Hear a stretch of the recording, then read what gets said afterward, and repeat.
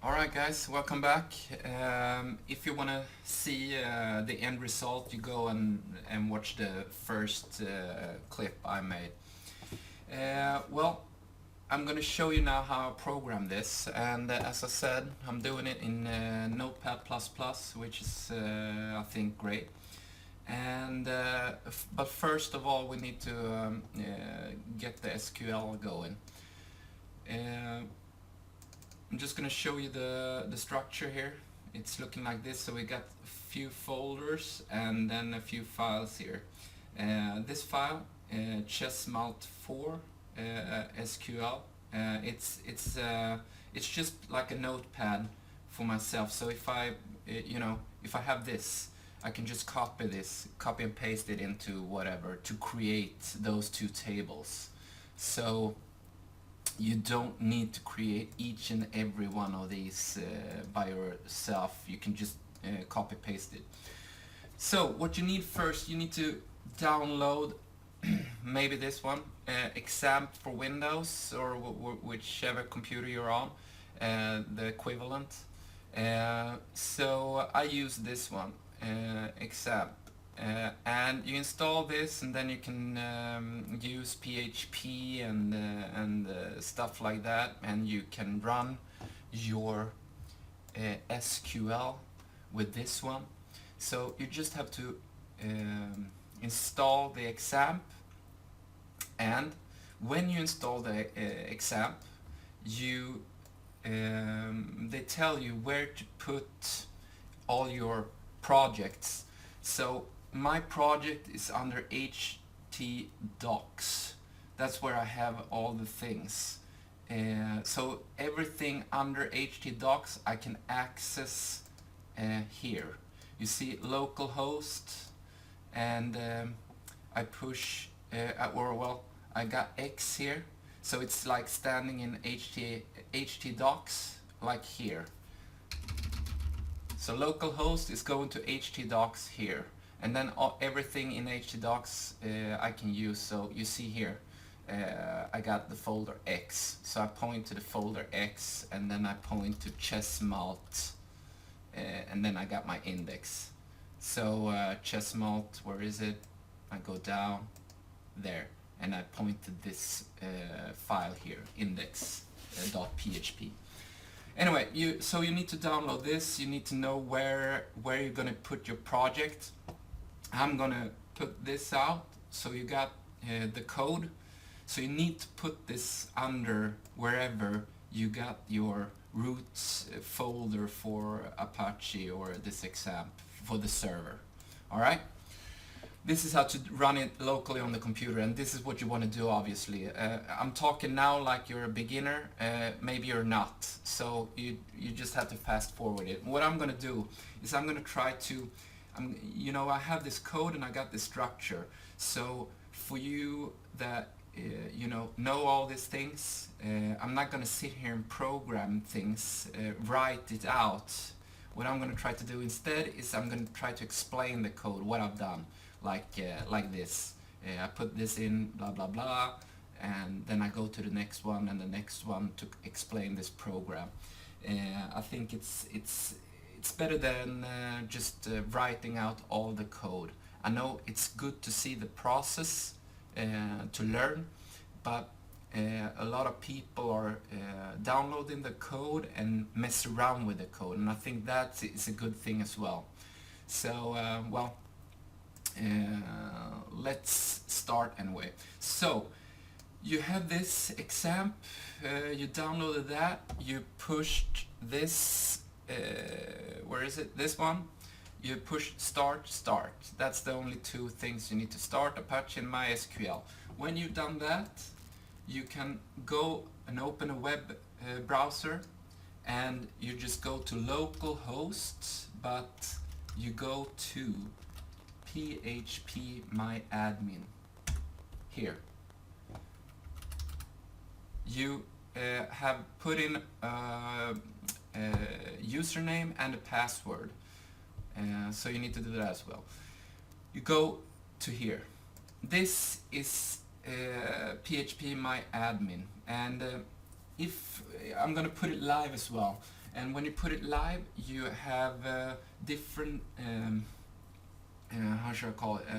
You got different freeware live servers, people that are, you know, they're giving you a sample to work with, so you can put it live. I mean, it's okay to have it locally, but obviously you want it to work outside your own computer. So you see this PHP Myadmin. This is how many of the freeware servers also got this. So it's good to know about this thing. For example, I do the example here.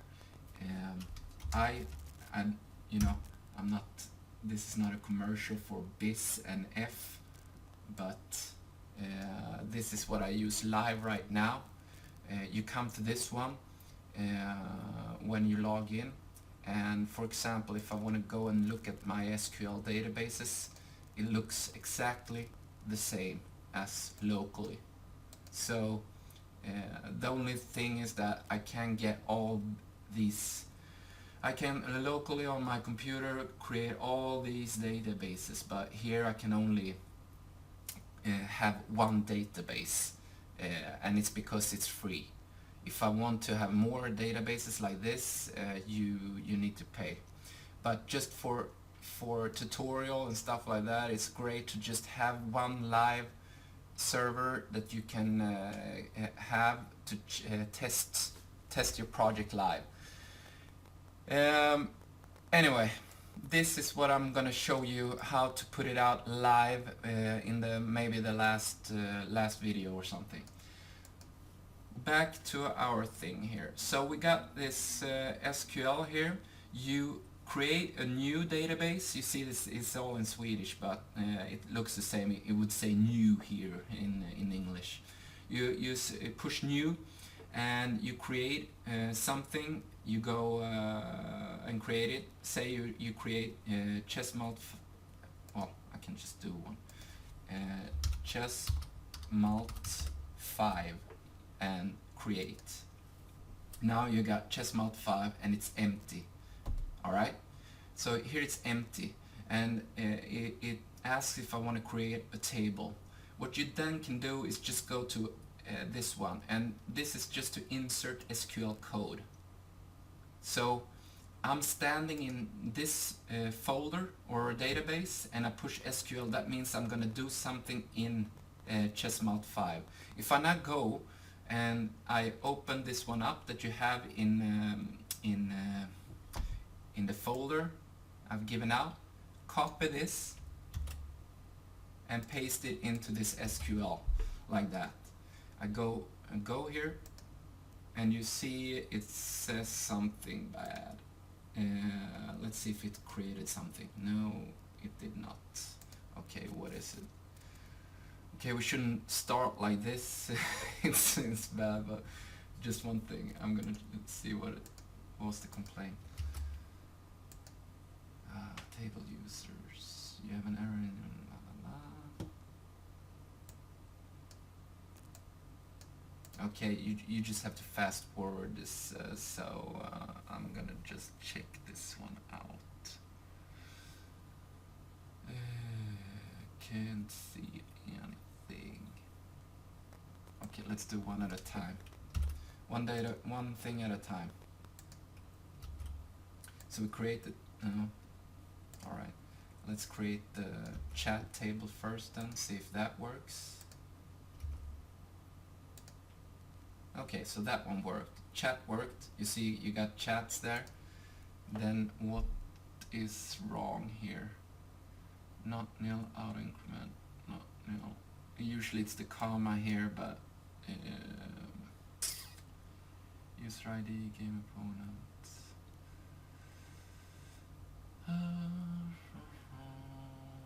That should be as well. Latest one. What can it be?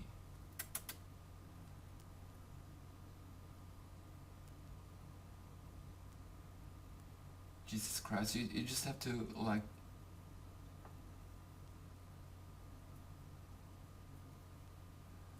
Okay, I told you it was a comma. There you go. But this is a good thing if you're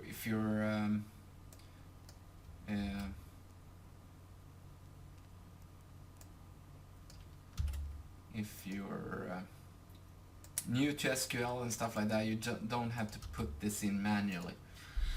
There you go, chats and users. So I hope you skipped all that, and well, that teaches you a little bit about error, search for errors, which is a great a great part of programming.